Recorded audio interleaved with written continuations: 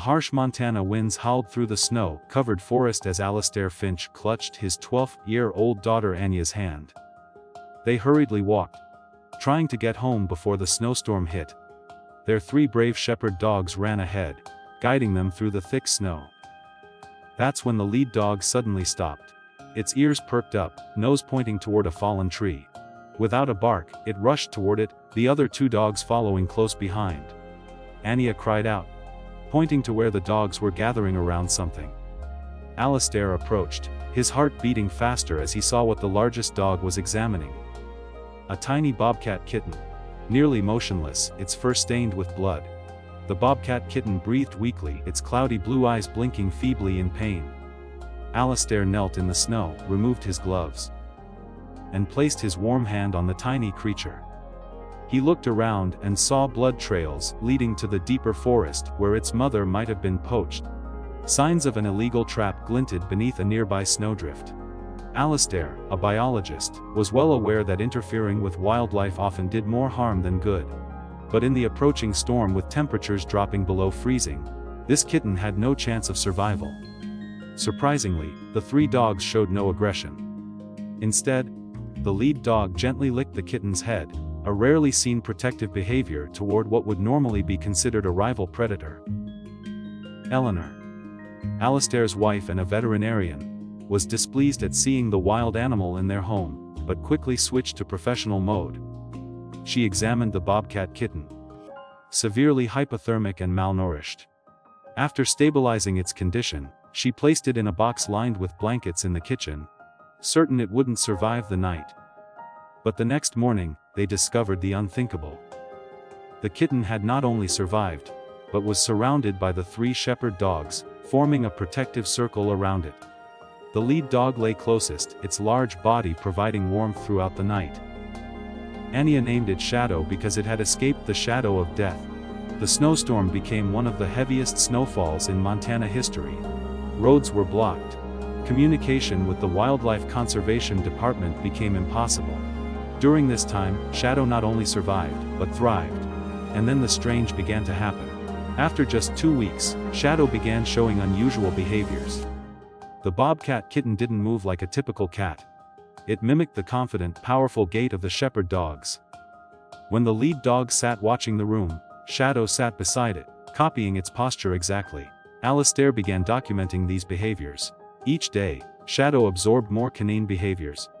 The kitten would come when called. An extremely rare trait in wild cats.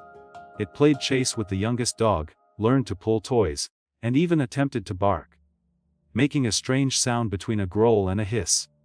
4 months passed and Shadow developed into a healthy young bobcat with unique behavioral traits. It woke up with the 3 dogs, ate with them, and even learned to patrol the farm boundaries as the lead dog had taught it. At night, Shadow slept curled up among the 3 dogs, as if they were one family. Shadow combined its natural bobcat instincts, extraordinary climbing ability, acute hearing, and lightning-fast reflexes, with the behavior and loyalty of shepherd dogs. The result was a unique creature, both wild and tame, both cat and dog. Anya took videos of Shadow and posted them on social media. The bobcat, who thought it was a dog, quickly became a local phenomenon. People began visiting the farm, curious about the strange creature they had heard about. When the roads were finally cleared, Ranger Beckett came to visit, responding to reports of an illegally kept bobcat. He was surprised to see Shadow responding to its name, and behaving like a dog. But the law was the law. Keeping wildlife without a permit is illegal in Montana, he reminded them. Alistair applied for a special wildlife keeping permit. While waiting, Shadow continued to develop alongside its dog brothers. The bobcat was now partially grown with more distinct spotted markings and a stronger build, but its behavior remained an odd mixture of the 2 species. 2 months later the answer came. The application was denied. The Wildlife Conservation Department demanded that Shadow be surrendered for reintroduction to the wild. Anya posted an emotional video online, attracting millions of views and national attention. Under public pressure, the Conservation Department agreed to send a team of experts to evaluate Shadow's case before making a final decision. The department director, a zoologist, and Ranger Beckett spent a day observing Shadow, how it moved, interacted with dogs and humans, and responded to signals. They were amazed by the bobcat's level of adaptation. "This is a special case," the department director admitted. "But the law has no exceptions. The bobcat is a wild animal. It belongs in its natural environment."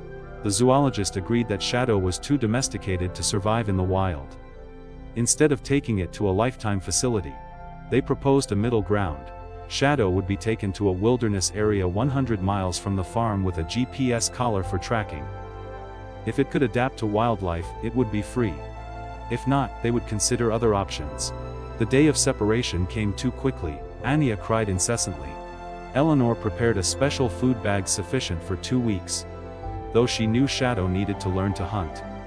Alistair attached the GPS collar to the bobcat, his hands trembling as he stroked its thick fur one last time. But the most heartbreaking reaction came from the 3 dogs. When Shadow was placed in the transport cage, they whined and barked continuously, trying to prevent the rangers from taking it.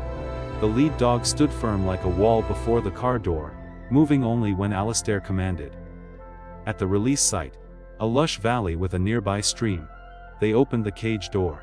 Shadow stepped out cautiously, sniffing the new air. It looked into the forest, then turned back to look at Alistair and Anya. For a moment, it seemed it would not leave. Then a sound in the bushes caught its attention.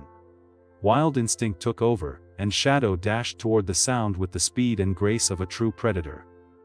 In an instant, it disappeared into the forest. Anya sobbed in her parents' arms. On the way home, the GPS tracking screen blinked, showing Shadow moving deeper into the forest. "It will be fine," Alistair whispered, trying to believe his own words. "This is where it belongs." But when they returned to the farm, the 3 dogs refused to enter the house. They sat on the porch, eyes fixed toward the distant hills where Shadow had disappeared. A week passed since Shadow was released. Anya checked the GPS data hourly, tracking every movement of the bobcat. Initially, Shadow seemed to be adapting, moving cautiously through new territory, seeking shelter and water sources. At home, the 3 dogs fell into a deep depression. They refused to eat, wouldn't play, and spent hours sitting on the highest hill of the farm, eyes never leaving the direction where Shadow had disappeared. On the 10th night, the GPS data showed a strange change. Shadow stopped at a high point on a hillside. It stayed there for nearly 24 hours, barely moving. Alistair worried it was injured or sick. But then, at sunset the next day, Shadow began moving in the direction of the farm. Day by day, Shadow's movement pattern became clearer. It wasn't wandering randomly. It was moving with purpose, homeward. Initially, its journey was slow and interrupted. Many times it stopped to hunt or rest. But after each stop, it always continued in the same direction. Alistair calculated the distance. Shadow had covered 30 miles in the first 5 days. Faster than the average for wild bobcats moving through new territory. "This can't just be coincidence," he told Eleanor as they looked at the data together. "It's finding its way home." The GPS revealed the challenging journey Shadow faced. On the 6th day, it approached a wide river where spring had made the water high and fast flowing. A normal bobcat would avoid deep water at all costs. But Shadow, taught by dogs who weren't afraid of water, found a narrower point and swam across. On day 7, Shadow faced a busy highway. The GPS showed it waiting, hiding in bushes near the roadside for nearly 3 hours. Then, in a gap between traffic, it darted across in a flash. Each obstacle Shadow overcame, rivers, highways, human settlements, even territories of other bobcats, astonished the Finch family. The Bible of bobcat behavior states that bobcats don't migrate such distances, especially not in a specific direction over such a long journey. On the 12th night, the worst happened. The GPS signal stopped completely. The last recorded position was an area of large rocks and dense trees about 40 miles from the farm. Alistair and Anya immediately drove to the location. They searched for a full day, calling Shadow's name, checking every rock cave and thicket. No sign of the bobcat, except a broken piece of the GPS collar strap caught on a low branch. Alistair imagined what might have happened. Shadow got caught, struggled to free itself, and damaged the collar in the process. But would it continue the journey, or was it injured, or worse? The next 3 days were long, painful days of waiting and fragile hope. Anya was so desperate she barely left her room. Eleanor contacted every ranger station and veterinary hospital within a 100-mile radius. Alistair kept studying maps, trying to predict Shadow's possible route. He calculated that if Shadow maintained its speed and direction before the signal was lost, it could reach the farm within 2 to 3 more days, assuming it wasn't injured. Its fur saved it in the cold environment, but it needs food and water, he analyzed. And it has to avoid larger predators. Wolves, bears, even humans. The truth was, Shadow's chances of survival diminished with each passing hour. On the third night since losing the signal, as the family was trying to have dinner in a heavy mood, the 3 dogs suddenly jumped up as if electrocuted. The lead dog ran to the door, barking furiously, the other 2 following, tails wagging in excitement. Alistair hurriedly opened the door, his heart pounding. Standing at the edge of the yard in the moonlight was a small, slender figure. Shadow, dirty, thinner, and without the GPS collar. But alive. And it was looking straight at the house. Later, when analyzing Shadow's journey based on partial GPS data and distance calculations, Alistair estimated that Shadow had crossed at least 100 miles of varied terrain, 2 major rivers, 1 main highway, a human settlement, several territories of other bobcats, and all within about 16 days, when it was just reaching maturity.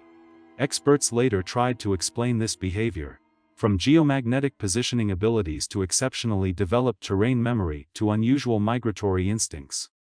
But for the Finch family, the only explanation needed was love. Shadow hadn't returned to a place. It had returned to its family. The moment Shadow saw the 3 dogs, its entire demeanor changed. It rushed forward, no longer with the cautious movement of a wild bobcat, but with the excited sprint of a dog reuniting with family. The 3 dogs ran to meet it, and all 4 animals met in a rolling bundle of joyful sounds and wet fur. Anya sobbed, running out and kneeling beside them. Alistair and Eleanor followed, unable to believe their eyes. Shadow, the wild bobcat, had found its way back over 100 miles of unfamiliar terrain, following a straight line to the only home it had ever known. They brought Shadow inside where Eleanor immediately examined it. The bobcat had lost weight, had a small wound on its front leg, possibly from where the collar had caught on something, and it had struggled to break free. But otherwise it was remarkably healthy after the long journey. Alistair called Ranger Beckett, who came over first thing the next morning, unable to believe what he was seeing. "This doesn't happen," he muttered, watching Shadow curled up among the 3 dogs as if it had never left. "Bobcats don't do this. They don't move such distances just to return to a specific place. And they certainly don't seek out the company of other species." Anya knelt beside Shadow, stroking its fur. "It doesn't think it's a bobcat. It thinks it's part of this family." Beckett looked at Alistair and Eleanor. "I need to report this. You know they'll want to take it away again. Probably farther this time." But as Beckett looked into Shadow's eyes, wild yellow eyes, but filled with unmistakable attachment, he sighed. "I'll propose another option. No promises, but there's never been a case like this before." 2 weeks later, the director of the Wildlife Conservation Department personally returned to the Finch farm. She observed Shadow in its environment, chasing with the youngest dog, patrolling boundaries with the lead dog, and sleeping curled up beside all 3. "What we are seeing here challenges everything we understand about animal behavior," she admitted. "Shadow is no longer an ordinary bobcat, but it's not a pet either." The final decision came a month later. A special, unprecedented type of permit would be issued to the Finch family. Shadow was allowed to stay, provided it would be part of a long-term study on animal behavior and interspecies social bonding. The family had to build a spacious outdoor area for Shadow and the 3 dogs, allow periodic inspections, and participate in public education programs. Alistair and Eleanor agreed immediately.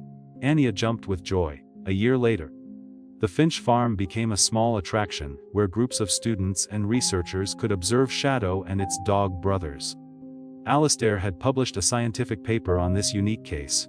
Anya, now 14, had decided to become a zoologist, and Shadow, the bobcat, had fully developed with all the wild beauty and power of its species. But as it sat on a high rock in its area, watching over the farm with the same vigilant posture as the lead dog, no one could deny that it had found exactly where it belonged.